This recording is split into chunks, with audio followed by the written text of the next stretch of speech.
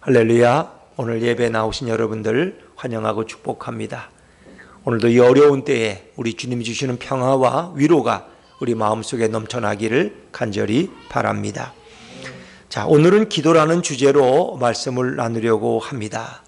여러분은 기도가 무엇이라고 생각하십니까? 오늘날도 많은 이들은 기도를 내 앞날을 위해 투자해야 될 산고쯤으로 여기는 경우가 많습니다. 다시 말해, 내가 기도함으로 내가 보호받고, 내가 기도함으로 내 가족이 평안하고, 내가 기도함으로 내 인생이 복을 받는다고 우리는 그렇게 생각합니다. 과연 내 기도 때문에, 나의 기도 때문에 내가 인생을 훌륭하게 살아온 것일까요? 물론 우리는 자신의 기도로 인해서 내 인생이 지금까지 평탄했다고 생각할 수 있습니다. 또 많은 분들이 그런 고백합니다. 우리 아버님의 기도 때문에 내가 오늘 이렇게 살고 있는 거라고.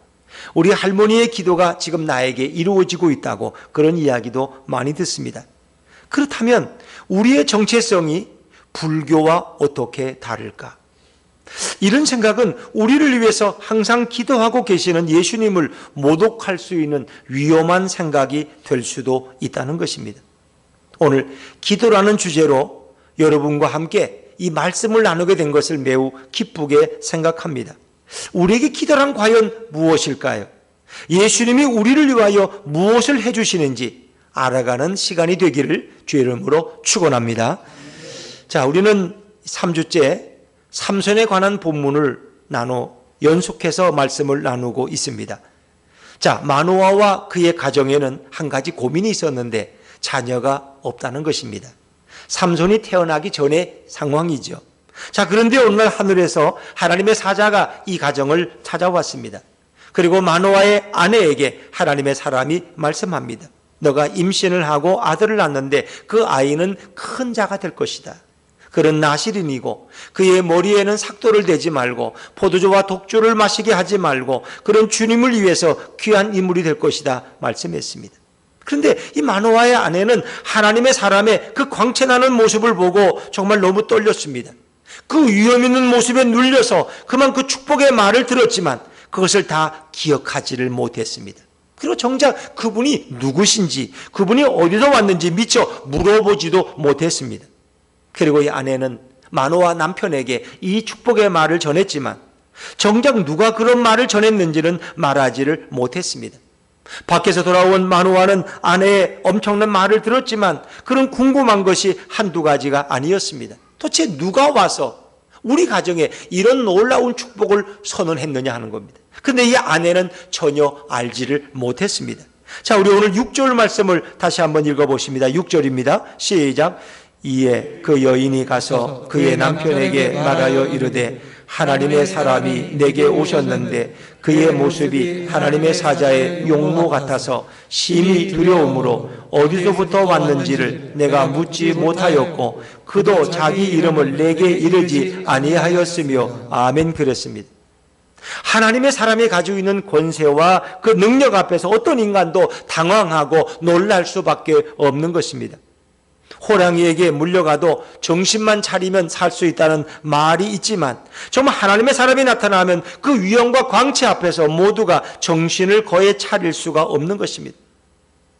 이 하나님의 사람은 마노아의 아내에게 그 말만 전하고 다시 하늘로 올라가 버리고 말았던 것입니다. 아내의 전가를 받은 마노아는 도대체 그 사람이 누구냐고 물어보지만 응답이 없습니다. 아무리 귀한 말을 전해주어도 그 말을 누가 했느냐가 중요한 거 아닙니까? 신뢰할 수 있는 분이냐?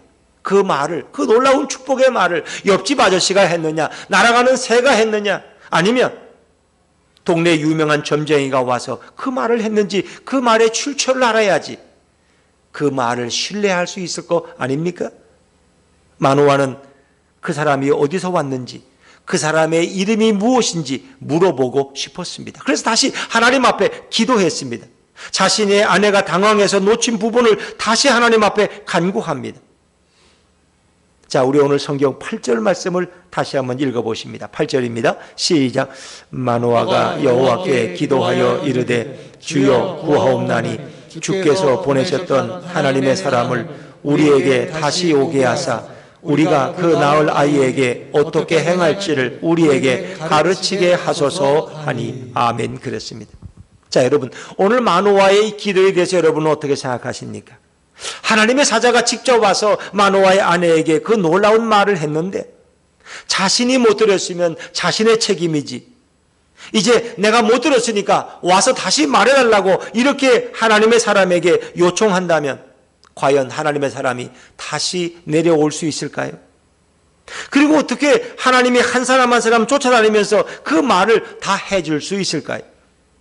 적어도 그분이 하나님의 사자라면 그가 한 말은 믿고 그대로 순종해야 되는 것 아닐까요?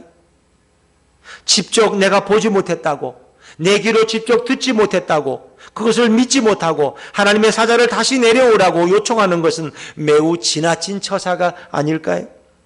예를 들면 이런 거죠. TV를 보다가 내가 잠시 한눈을 파느라고 TV 중간 몇 가지를 못 봤어요.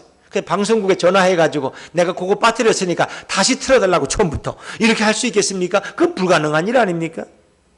내가 그 자리에 없었다면 내 책임이지, 내가 없었다고, 내가 못 들었다고 하나님의 사자를 다시 보내달라고 감히 하나님 앞에 그런 건방진 기도 요청을 할 수 있을까요? 사랑하는 여러분, 하나님은 인간을 창조하시고 에덴 동산에 그들을 아름답게 살도록 배려해 주셨습니다. 그리고 하나님은 인간들과 많은 대화를 나누십니다. 우리는 이것을 기도라고 말합니다. 우리 인간이 하나님과 대화하는 것 기도죠. 그러나 이것이 오히려 대화라는 말이 더 적합할 수 있습니다. 하나님께서는 사람들에게 이런저런 것을 지시하셨고 그리고 어떤 것을 물어보기도 하고 알려주시기도 합니다. 그러면 사람들은 거기에 대해서 하나님께 답변을 합니다. 자신이 모르면 알 때까지 하나님께 다시 질문을 합니다. 하나님은 인내를 가지고 인간에게 꾸준히 또 말씀하시고 또 말씀하십니다. 그래서 인간이 다 깨닫을 때까지 하나님 말씀하시고 또 인간에게 깨달을 수 있는 지혜도 부어주십니다. 얼마나 행복했을까요? 인간은 그래서 에덴 동산에서는 궁금한 게 없었어요. 모르는 게 없었어요. 하나님께 물으면 다 대답해 주셨거든요. 여러분은 궁금증이 많으시죠? 근데 그 당시 에덴 동산은 궁금증이라는 게 없었어요. 근데 인간의 마음속에 교만함이 들어오면서 내가 굳이 매사에 하나님께 물어볼 필요가 있나? 내가 그 모든 걸 다 알면 얼마나 좋아. 내가 답변해 주면 되잖아. 인간의 마음속에는 이런 욕망이 싹 텄어요. 그럴 때 바로 이 뱀이란 놈이 와서 인간을 유혹하는 겁니다. 저 하나님이 먹지 말라고 한 선악과를 먹으면 하나님처럼 눈이 밝아지고 지혜로워진대. 그러면 하나님께 물어볼 필요도 없어. 너가 모든 걸 다 알면 더 좋지 않니? 결국 인간은 그 교만 앞에서 범죄하고 말죠. 선악과를 따먹고 마는 순간에 정말 인간이 지혜로워져서 모든 것을 다 알게 되었을까요? 그렇지 못합니다. 인간들은 이제 에덴 동산에서 추방되었습니다. 그리고 인간의 많은 질문에 더 이상 누구도 대답할 사람이 없었습니다. 인간은 누구에게 물을 자도 없고 스스로 알아서 인생을 살아야 되는 엄청난 고난에 부딪히게 되었습니다. 더 이상 물어볼 전능자도 없고 인간에게 필요한 지식을 내어줄 전능자도 없습니다. 자신도 인생에 대해서 무지한데 자식들에게 인생을 가르쳐야 되는 무지의 악순환이 인간에게 계속되었습니다. 자신도 내가 어떻게 될지 내일을 모르는데 자식들에게 앞날에 대해서 뭐라고 말해줄 수가 있겠습니까?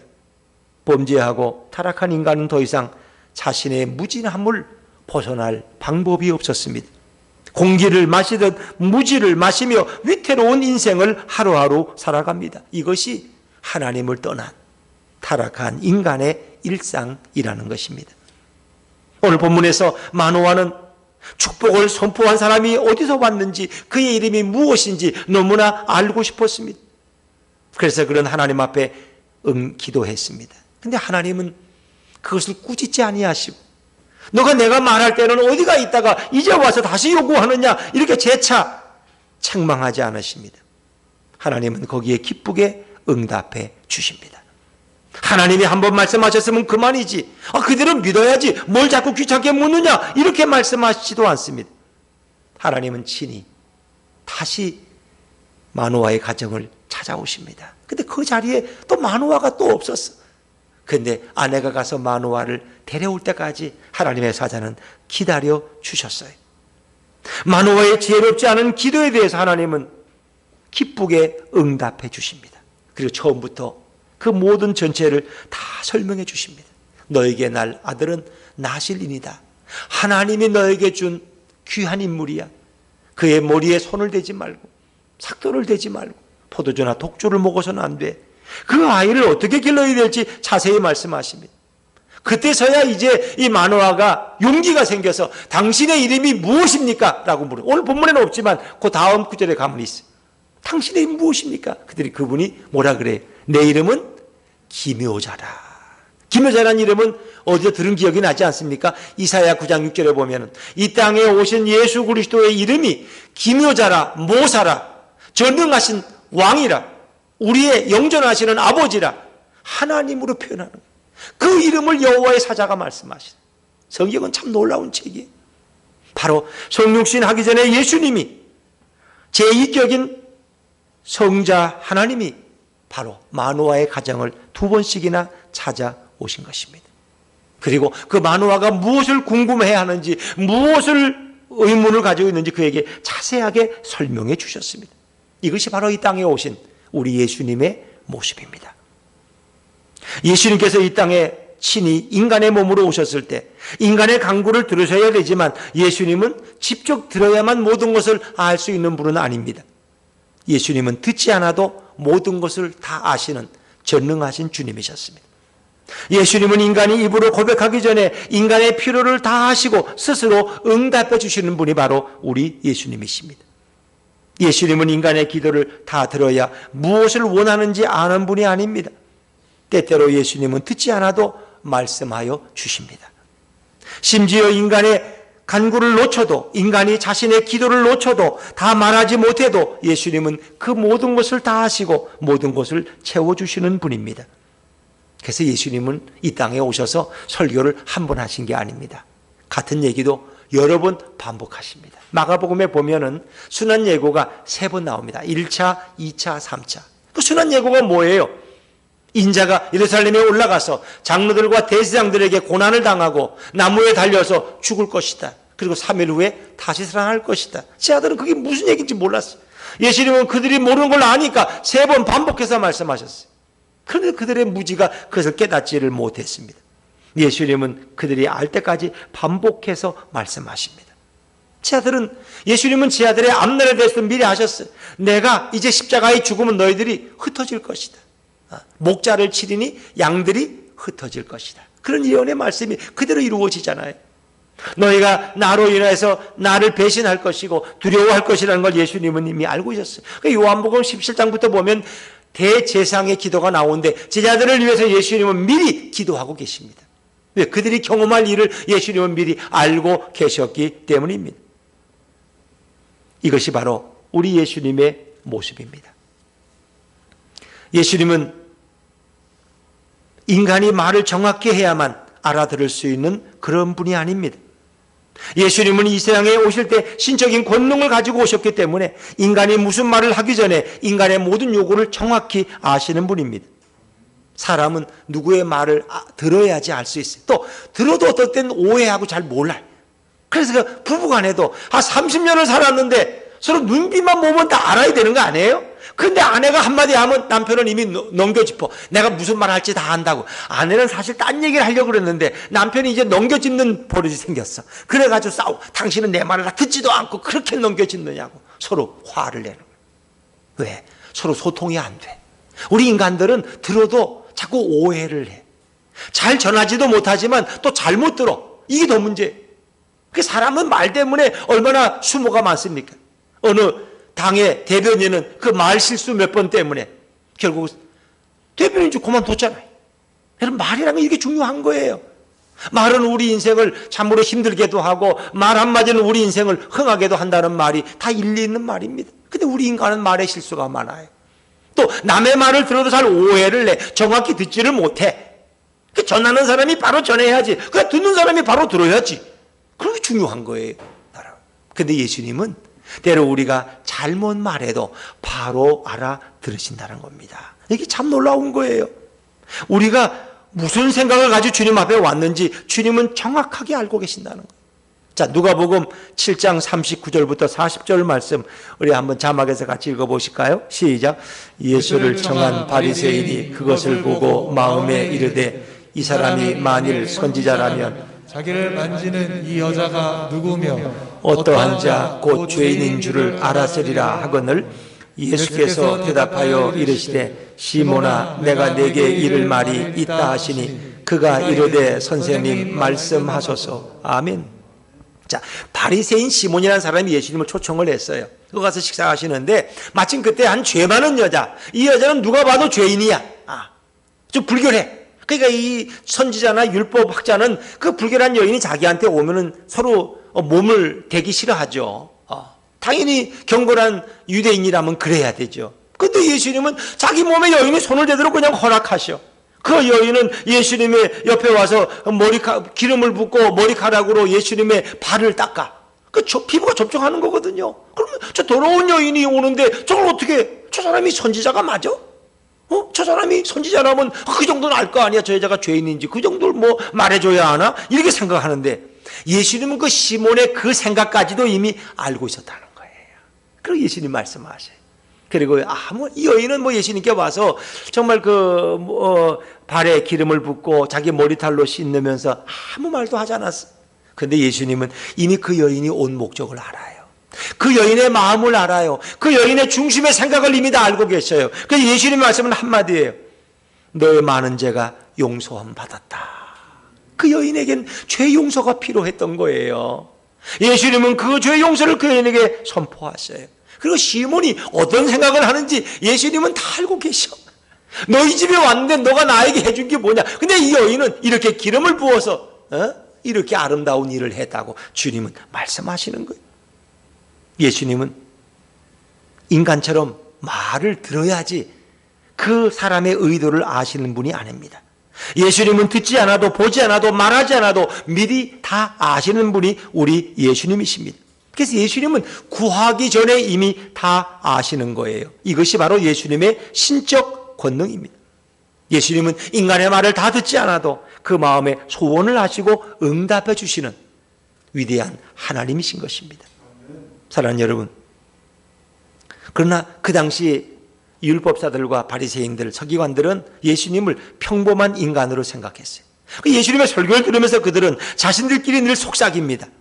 예수님 설교가 예수 설교가 문제가 많아 하면서 그들은 막 꼬투리를 잡고 그리고 분노하고 자기들끼리 불평을 합니다. 그런데 예수님은 그걸 다 알고 계셔요.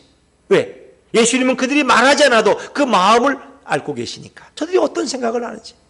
그래서 우리가 성경에 보면 어떤 중풍병 환자를 사람들이 침상에 실려서 데리고 왔잖아요. 근데 예수님이 사실은 이제 예수님이라면 치유받기 위해서 왔죠. 그러면 내 병이 고쳐졌다. 침상을 들고 걸어가라. 그랬는데 예수님의 순서는 그게 아니야. 내 죄가 먼저 사함을 입었다. 그러니까 깜짝 놀라요, 속으로. 아니 저가 누구이길래 참남하다. 하나님만이 죄를 용서할 수 있는데 어떻게 저 죄를 용서하느냐 말이야. 그래서 막 수덕거려. 예수님은 이미 다 아셔. 근데 예수님 한마디 하셔. 인자가 죄를 사하는 권세가 있는 줄 너희가 모르느냐. 인자라는 말은 바로 그 얘기는 자신이 메시아요 하나님이심을 드러내고 있는 것입니다. 자, 예수님은 사람들의 마음속의 생각과 그들의 그 비판과 속삭임을 이미 다 알고 계세요.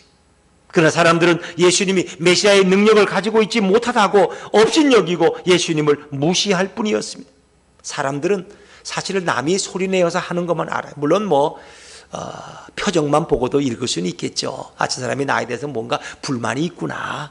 그 사람이 뭔가 쭈물쭈물하는 게 이게 뭔가 불평을 하고 있구나. 짐작은 할 수 있지만 정확히 무슨 얘기를 하는지는 잘 모르는 것입니다. 그런데 예수님은 자기를 비난하는 소리를, 속삭이는 욕을 다 듣고 계십니다. 예수님은 자신을 하루 종일 욕하는 자들의 모든 욕과 비난과 저주를 다 들으셨습니다. 유대 종교주의자들은 예수님을 욕하는데 하루가 부족한 자들이었고 쉬지 않고 저주를 퍼붓습니다. 그래서 예수님이 얼마나 그걸 듣기가 힘드셨겠어요. 사람들은 들리는 것만 듣지만 예수님은 그 사람의 마음의 생각까지도 들으시기 때문에 예수님의 마음의 고통은 인간의 고통보다 더 컸을 것입니다. 인간은 들리는 것만 고통이 오지만 예수님은 들리지 않는 생각의 저주까지 들어야 되는 그런 고통을 겪기도 하셨습니다. 저희 아버님이 지금은 하늘나라 가셨지만은 이제 살아계실 때 제가 서울에 있을 때 저희 집에 오시면 한 이제 일주일씩 뭐 며칠씩 계실 때가 있어요. 그러면 어느 날 제가 서재에 있다 보면은 이 TV를 켜셨는데 크게 틀어놓으셨어요. 그래서 뭐 몇 사람이 보나 그러면 혼자 텔레비를 보고 계시는데 소리를 크게 틀어놓고 계셨어. 그래서 아버님 혼자 보시면서 왜 이렇게 크게 틀어져? 그러면 내가 잘 안 들려. 그래. 아버님 이제 보청기를 끼고 계시는데도 이게 이제 힘드시니까 자꾸 빼놔요. 머리가 아프시다고. 그러니까 이제 그냥 들으시려니까 이 소리를 크게 해놓고 제가 옆집에서 뭐라고 말하면 걱정되네요 하면서 제가 이제 볼륨을 줄일 때가 있어요. 그러면서 제가 아버님께 한번 이런 말씀, 아버님은 참 좋으시겠어요. 그 뭐가 좋으냐? 아니 누가 흉을 봐도 그 얘기를 못 들으시니까 좋겠다고. 그러니까 얼마나 마음이 편하시냐고. 아마 그런지도 모르겠어요. 하나님이 이렇게 좀 어른이 되시면 귀가 약간 어둡게 하는 거는 저 시어머니 입장에서 며느리가 수근수근 되는 것도 못 듣는 게 편하지. 그걸 다 들으면 얼마나 괴롭겠어요. 그렇거든요. 그래서 이게 사람들은 때로는 좀 못 듣는 것도 괜찮다. 뭐 그러다 보니까 제가 한 가지 얘기가 생각나요. 어떤 형제가 아버님을 모시고 있었는데 아버님이 갑자기 쓰러지셨어요. 의식이 없으니까 형이 동생한테 야 빨리 가서 저 의사 선생님 모셔오라고. 내 동생이 안 오는 거야. 기다려도 안 와. 그래서 형이 다급해가지고 이거 어떡하나 아버님 이거 돌아가실 텐데 하면서 한 말이 이놈이 도대체 산 거야 죽은 거야 그랬어요. 근데 아버님이 그때 의식이 돌아온 거야. 그리고 깨보니까 아들이 이놈이 산 거야 죽은 거야. 그러니까 자기 보고 하는 소리인 줄 알고 아버님가 기겁을 해가지고 그냥 쇼킹해서 돌아가셨다잖아 그냥. 그 얘기는 동생이 안 오니까 동생 보고 동생 이놈이 죽은 거야 산 거야 그런데 마침 아버님이 들어서 오해가 되었다는 거예요. 뭐 지나가는 우스갯소리입니다만은 인간은 잘 못 들어요. 근데 예수님은 그 고통의 소리를 다 듣고 그분이 우리의 죄만 짊어진 것이 아니라 우리 때문에 받은 저주와 그 비난과 욕을 다 감당하셨다면 그분의 아픔은 얼마나 크셨을까 우리가 한번 생각하게 되는 것입니다. 예수님이 이 땅에 오셨을 때 많은 사람들은 예수님의 몸을 만지기를 원했습니다. 왜? 예수님의 몸을 만지면 자기들의 병이 낫겠다고 생각했기 때문에. 자, 마태복음 14장 35절 36절 말씀을 자막에서 읽어볼까요? 같이 읽죠. 시작. 그곳 사람들이 예수이신 줄을 알고 그 근방에 두루 통제하여 모든 병든 자를 예수께 데리고 와서 다만 예수의 옷자락에라도 손을 대게 하시기를 간구하니 손을 대는 자는 다 나음을 얻으리라. 아멘. 예수님이 어느 동네에 오시면 그 동네 모든 병자들이 다 예수님께 왔어요. 그래서 그들의 소원은 예수님의 몸에 손을 대는 거야. 예수님의 손 한번 만지고 옷깃에 손을 대는 것이 그들의 소원이었어요. 그런데 그들이 예수님께 와서 내 무슨 병을 고쳐달라고, 심장병을 고쳐달라고, 나의 두통을 고쳐달라고 이렇게 부탁 안 하고 말 안 해도 예수님은 이미 다 아셨어. 예수님의 몸에 손을 대는 자마다 다 나음을 입은 줄로 믿습니다. 예수님은 이미 그들의 마음을 읽으시고 치유의 능력을 발휘하신 거예요. 그래서 혈루병 앓던 여인이 예수님이 와서 옷깃만 만졌는데 혈루의 근원이 마르고 예수님은 능력이 나간 것을 느끼시잖아요. 예수님은 그 여인의 소원을 이미 알고 계셨기 때문에 응답해 주셨다 하는 것입니다. 그것이 예수님과 우리와의 가장 큰 차이인 것입니다. 예수님은 오늘 저와 여러분의 필요가 무엇인지 다 알고 계셔요. 마태복음 6장 31절 32절 말씀을 한번 읽어볼까요? 같이 읽죠. 시작. 그러므로 염려하여 이르기를 무엇을 먹을까 무엇을 마실까 무엇을 입을까 하지 말라. 이는 다 이방인들이 구하는 것이라. 너희 하늘 아버지께서 이 모든 것이 너희에게 있어야 할 줄을 아시느니라. 아멘. 그렇습니다. 우리가 비록 구하지 않아도 모든 것을 주님은 다 아시고 응답하시는 분이 바로 우리 예수님이십니다. 사람의 기도가 때로 서툴러도 정확하게 그 기도를 알아들으시고 응답하시는 분이 바로 우리 예수님이십니다. 때로 우리가 기도하다가 그 모든 내용을 다 알지 못해도 예수님은 그 기도할 내용까지 아시고 응답하시는 분이 바로 우리 주님이십니다. 어떨 때는 우리가 너무 마음이 무너져 내려서 한마디도 기도하지 못할 때도 있어요. 너무 마음이 아파서 눈물만 흘리고 있을 때도 있어요. 그런데 예수님은 그 눈물에 담겨져 있는 그 메시지를 다 알아들으십니다. 그리고 우리의 상처난 마음을 위로해 주시고 우리의 죄를 용서해 주시는 분이 바로 우리 예수님인 줄로 믿습니다. 예수님께 그래서 기도할 때는 어떤 체계적인 미사여구보다는 또 정말 우리의 간절한 마음으로 주님 앞에 아뢰는 것이 더 중요합니다. 화려한 말보다 솔직한 말로 기도해야 됩니다. 예수님은 그 말 자체에 홀리는 분이 아니라 예수님 우리 마음과 영혼을 정확히 아시기 때문에 때때로는 우리가 잘못 기도하고 다른 방향으로 기도할 때도 예수님은 그 기도의 방향을 바꿔주십니다. 그 기도를 고쳐주면서 축복의 길로 인도하시는 분이 우리 예수님이십니다. 인간은 종종 자신의 기도와 자신의 간구로 내 인생을 안전하게 살아간다고 착각하며 삽니다. 내가 기도해서 내가 먹고 산다고 생각합니다. 내가 기도의 열정으로 오늘까지 이 자리에 왔다고 우리는 그렇게 자만할 수 있습니다. 그런데 그것이 아닙니다. 바로 우리가 여기까지 살아온 것은 주님이 우리를 위해서 늘 기도하시고 우리를 살피시고 우리를 보호하시기 때문입니다.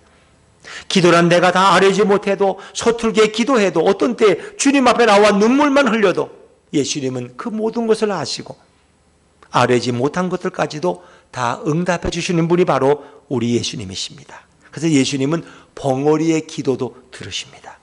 어린 아이들의 서툰 기도도 예수님은 다 들어주십니다. 때로는 아이들이 이렇게 옹알거릴 때가 있어요. 저 아이가 무슨 얘기를 하는 거지? 지금 뭐라고 그러지? 우리 손자도 말 배울 때 막 뭐를 급하게 하면 무슨 말인지 못 알아듣겠어. 그런데 그 아이의 엄마는 알아요.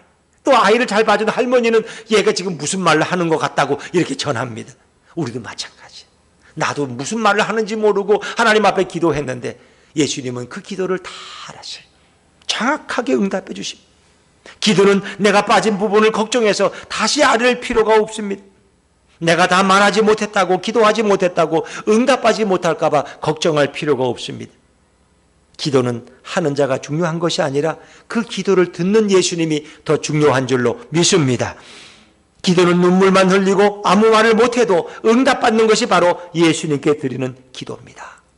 기도는 내가 기도를 유창하고 화려하게 오래 해서 응답받는 것이 아니라 예수님이 우리의 처지와 형편을 따라서 잘 살피시고 풍성하게 응답해 주시는 것이 바로 기도의 역사인 줄로 믿습니다. 기도의 주도권은 나에게 있는 것이 아니라 예수님께 있습니다. 내가 기도를 잘하니까 내가 말이 좀 언변이 뛰어나지, 내가 기도를 좀 조직적으로 하지, 그러니까 내 기도는 잘 들으셔, 그것이 아니라 주님이 보실 때는 형편없는 기도 같아도 주님은 그 기도의 중심을 보시기 때문에 우리가 구하지 못한 것까지도 응답해 주시는 분이 바로 우리 예수님이십니다. 우리 인간들은 죄인이기 때문에 하나님을 만나기를 두려워하죠. 그 광채와 영광 앞에 인간은 나타날 수 없어요. 왜? 죄인된 인간들은 하나님이 두렵거든요. 그래서 아담과 하와가 에덴 동산에서는 하나님과 산책도 하고 늘 가까이 대화했지만 인간이 범죄한 후에는 하나님 앞에 나아가지를 못해요. 그 영광 앞에 나아가면 인간은 죽을 수밖에 없는 거예요. 그래서 모세가 시내산에 올라갈 때도 모든 백성들은 다 아래 두고 홀로 올라가는 거예요. 그래서 그의 얼굴에, 하나님을 만난 모세의 얼굴에 광채가 나는데 백성들이 눈이 부셔서 그 얼굴을 볼 수가 없어서 얼굴을 수건으로 가렸다는 말씀이 성경에 기록되어 있습니다. 그런데 하나님께서는 예수님을 이 땅에 보내실 때 하늘의 권세와 영광과 존귀를 다 내려놓게 하시고 가장 평범한 목수의 모습으로 이 땅에 보내십니다. 그래서 우리 인간은 누구나 예수님 앞에 나아가서 예수님께 자기의 사정을 아뢰고 우리 예수님의 음성을 들을 수 있는 그런 은혜를 부어주셔요. 만약 죄인된 인간들이 하나님의 그 찬란한 빛과 거룩한 모습을 보면서 두려워 떨고 심지어 죽을 수도 있기 때문에 예수님은 하나님에게서 그 모든 영광을 다 가리우셔요. 그리고 이웃집 아저씨와 같은 친근함을 가지고 예수님은 목수의 평범한 모습으로 이 땅에 오도록 하나님이 역사하십니다. 그래서 예수님과 대화하는 것은 곧 하나님과 대화하는 것과 동일한 것입니다. 오히려 아담이 에덴 동산에서 하나님과 대화했던 것보다 더 친밀하게 인간들은 이 땅에 오신 하나님이신 예수님과 가장 친밀한 대화를 나눌 수 있었습니다. 더구나 그 예수님이 오늘 우리와 성령으로 함께 하신다는 것은 참으로 놀랍고 감격스러운 일이 아닐 수 없습니다. 자, 오늘 삼손의 아버지 마노아는 이제 하나님의 사자가 나타났지만 그런 다른 곳에 있었습니다. 마노아의 아내가 가서 마노아를 데리고 왔을 때 하나님의 사자는 그에게 자세하고 구체적으로 이 모든 이야기를 다 전해 주었습니다. 하나님의 사자로부터 직접 그 태어날 아들에 대해서 모든 말을 들었을 때 마노아의 마음속에 놀라운 확신과 그 마음의 의문이 다 풀어졌습니다. 그 의문이 풀어진 기쁨은 이루 말할 수가 없었습니다. 이제 모든 것이 선명해졌습니다. 이제 모든 것이 분명해졌습니다. 하나님이 우리 가정에 아들을 주신다고 약속하셨구나. 이제 우리 부부에게 이런 놀라운 축복을 주셨구나. 너무나 감격스러운 것을 또 한 번 경험하게 되었습니다. 그 주님을 만난 기쁨은 이미 마노아의 부부가 아들을 낳아서 눈앞에서 대롱대롱 것을 그 아들을 보는 그 같은 확신과 기쁨을 누릴 수가 있었습니다. 정말 놀라운 주님의 축복이었습니다. 마노아의 잘못된 것 같은 무례한 것 같은 기도도 하나님은 책망하지 않으시고 두 번째 이 가정을 방문하셔서 자세하게 그것을 친절하게 다 말씀해 주셨습니다.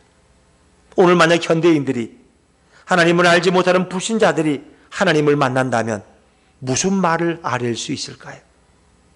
우리가 하나님이 내게 오셔서 너가 나에게 뭐든지 필요한 걸 구하라고 하면은 과연 우리는 무엇을 구하려고 할까? 어찌 보면 현대인들은 돈을 달라고 할 것이고 복권에 당첨되게 해달라고 아마 그렇게 간구할지도 모르겠어요. 그래서 돈을 얻고 복권에 당첨되면 술에 찌든 인상이 되고 도박에 미친 인생이 되고 가정을 파괴하는 존재가 될 수도 있을 거예요. 근데 인간들은 자기가 뭘 구해야 자기에게 유익이 되는지 모른다는 데 문제가 있는 거예요. 그것이 내게 화가 될지 내게 생명이 될지 알지 못하는 거예요. 어떤 노부부가 일생을 성실하게 살았답니다. 그랬더니 산신령이 나타나서 내가 이 노부부에게 3가지 소원을 들어줄 테니까 뭐든지 구하라는 거예요. 자, 그러니 이 할아버지가 가슴이 벅 터져서 견딜 수가 도대체 뭘 3가지를 뭘 구해야 되나? 이왕이면 좀 제대로 된 걸 구해야지. 그러다 보니까 좀 연구하는 시간이 길었어. 시간이 길다 보니까 할머니는 배고파. 배고파서 할머니 생각에 그냥 그 따끈따끈한 소세지라도 하나 먹었으면 좋겠다. 그랬는데 그게 소원이 돼가지고 소세지 하나가 똑 떨어진 거예요, 공중에서. 그럼 누가 놀랐어요? 할아버지 기겁을 한 거예요. 아니, 이 할망구야. 아니, 나라 전체를 구해도 부족한데 그 소세지 하나를 구해? 할아버지가 화가 난 거예요. 그래 할아버지가 자기도 모르게 그냥 에이 화가 나니까 이 소세지 그냥 할망구 코에나 붙어버려라. 어디 소세지가 또 할머니 코에 붙어버렸네. 그거 뗄 수가 없어. 그러지 어떡해. 이제 한 가지가 남았는데 뭘 구해야 돼? 여러분 같으면 뭘 구하겠어요? 에? 결국은 할망구 코에서 소세지가 떨어지게 해달라고 부탁해가지고 결국은 아무것도 못 얻었대요. 어찌보면 그게 인간의 모습이에요. 우리는 하나님 앞에 뭘 구해야 될까? 그것도 잘 몰라요. 우리 인간이 구하는 것은 되게 욕심으로 구하고 욕망으로 구하는 경우가 너무나 많아요. 자신의 망가지는 기도를 하는 자가 바로 미련한 인간이고 무지한 인생의 모습이에요. 그래서 예수님은 사람들이 무엇을 구해야 하는지 모를 때 무엇이 진정 자신에게 도움이 되는지 모르는 인간에게 주님이 찾아오십니다. 그래서 예수님은 인간의 부족한 기도를 채우시고 인간의 미련한 기도를 지혜로운 기도로 바꿔주시는 분이 바로 우리 예수님인 줄로 믿습니다. 때로는 우리가 해서는 안 될 기도를 예수님은 막아주십니다. 인간이 해야 할 기도로 우리를 인도해 주십니다. 그분이 바로 우리 예수님이십니다. 그래서 우리는 예수님을 만나면 예수님을 알게 되면 주님이 우리에게 주시는 기도의 제목을 깨닫게 됩니다. 그러니까 내가 구하고 싶은 걸 구하는 게 아니라 내 의지대로 구하는 것이 아니라 주님이 원하는 기도를 하게 될 때 가장 행복한 기도자가 될 줄로 믿습니다. 묻는 거예요. 주님 오늘 뭐를 위해 기도할까요? 예수님 말씀하셔. 너는 이것도 구하고 저것도 구하고. 주님 음성 듣고 구하면 그 시간이 얼마나 행복한지. 그렇죠. 근데 우리는 되게 오늘 뭘 구할까? 내 의지적으로 생각해서 구하다 보니까 그 기도가 바른 기도일 수도 있고 때로는 잘못된 기도를 구할 때도 있어요. 예수님을 만나지 못하고 예수님께 나오지 못한 그런 기도와 간구는 오히려 자신의 영혼을 망칠 때도 있어요. 자신의 미래를 오히려 날려보낼 때도 있어요. 자신의 삶을 지옥으로 끌어들일 때도 있습니다. 오직 예수님에게 나오는 자만이 잘못된 기도를 해도 고침을 받고 제대로 된 기도를 할 수 있습니다. 우리 예수님은 오늘도 우리를 위해 기도하십니다. 그래서 우리에게 구원에 이르는 기도를 알게 해주시고 영원한 생명에 이르는 기도를 우리에게 깨닫게 해주시기를 주님은 원하십니다. 여러분, 성도는 기도에 능통한 자가 아닙니다. 성도의 기도가 때로 정확하지 못할 때도 있습니다. 성도는 기도를 잘못해도 예수님께서는 정확하게 그 의도를 아시고 올바른 기도로 인도해 주십니다. 성도는 기도를 잘하는 자가 아닙니다. 성도는 기도가 훌륭한 자가 아닙니다. 성도는 기도가 정확한 자가 아닙니다. 근데 예수님께서는 성도의 기도가 엉망이고 성도의 기도가 순서가 잘못되고 성도의 기도가 미련해도 예수님이 그런 기도를 다 정리해 주시고 올바르게 방향을 잡아 주시고 다 새겨 들으시고 정확하게 응답하시는 분이 바로 우리 예수님이십니다. 그러니까 기도한다는 건 참 귀한 거예요. 우리가 비록 잘못 구할 때도 예수님은 바로 그 기도를 잡아주신다. 성도는 때때로 자신의 기도 내용을 까먹어도 자신이 올바른 방향으로 갈 수 있도록 예수님이 인도해 주시는 거예요. 갓난아이의 옹알거림은 어미는 다 알아듣고 하는 것처럼 예수님은 우리가 무슨 기도를 해도 분명하게 듣고 응답해 주시는 분이다. 그래서 우리는 날마다 기도를 더 잘하기 위해서 애쓰며 노력할 때가 많죠. 많은 것을 구해야 많은 것을 받는다고 우리는 착각할 때가 있어요. 주님께 우리는 많은 것을 기도하고 많은 것을 구하려고 그래요. 마르다처럼 뭐 좀 예수님을 위해서 음식을 많이 준비하면 예수님이 기뻐할 것이라고 생각할 때도 있어요. 근데 예수님은 비록 우리가 벙어리라고 할지라도 우리의 간구를 정확하게 아십니다. 우리가 다 간구하지 못해도 응답해 주시는 분이 바로 우리 예수님이십니다. 내가 무엇을 기도해야 할지 모른다. 그래도 주님은 우리에게 좋은 기도 제목을 다 가르쳐 주십니다. 예수님은 자신을 위해 기도하시는 분이 아닙니다. 예수님의 소원은 바로 우리가 생명을 얻고 우리가 영원한 천국으로 들어가도록 예수님은 날마다 우리를 위해서 기도하십니다. 그래서 우리는 내 기도로, 나의 기도로 하루를 살아가는 자가 아니라 바로 예수님이 쉬지 않고 기도하고 있음으로 인해 하루하루를 복되게 사는 자가 바로 성도인 것입니다. 자, 우리 오늘 성경 로마서 8장 34절 말씀을 한번 읽어볼까요? 로마서 8장 34절입니다. 시작. 누가 정죄하리요? 죽으실 뿐 아니라 다시 살아나신 이는 그리스도 예수시니 그는 하나님 우편에 계신 자요 우리를 위하여 간구하시는 자신이라. 아멘. 예수님 오늘도 우리를 위해 기도하고 계십니다. 또 로마서 8장에 보면 성령이 말할 수 없는 탄식으로 우리를 위해서 기도하신다 그랬어요. 왜? 우리의 기도가 연약한 것을 주님은 아시기 때문입니다. 그래서 내가 기도의 주도자가 아닙니다. 내 기도의 주도자는 바로 우리 예수님이십니다. 나는 내 기도에서 상대자인 것, 결정적인 존재가 아니에요. 예수님이 나를 위해서 진정으로 기도할 수 있는 주도자가 되십니다. 나는 나 자신을 위해서 진정으로 기도할 수 없는 미련한 인생이고 유한한 존재가 바로 우리 인간인 것입니다. 그래서 우리는 예수님의 기도 때문에 오늘도 복을 받고 그 보살핌 가운데 은혜를 받으며 살아가고 있는 줄로 믿습니다. 우리의 기도가 혹 잘못되고 빗나가도 예수님의 기도로 인해서 우리는 날마다 복을 받고 영원한 천국으로 한 걸음씩 나아가고 있는 것입니다. 예수님을 바로 아는 것, 예수님을 깊이 아는 것, 그것이 우리의 참으로 간구의 처지 제목입니다. 내가 예수님을 잘 모릅니다. 예수님을 알게 해 주십시오. 예수님을 바로 알 때 주님은 그 기도의 제목을 우리에게 말씀하시고 우리는 주님이 주시는 기도 제목 가지고 기도할 수도 있고 또 주님은 우리가 잘못 혹 기도할 때라도 그 기도를 알아들으시고 바른 응답을 주시는 분이 우리 예수님이십니다.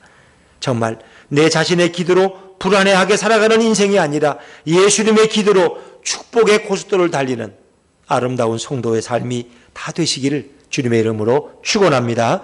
축원합니다.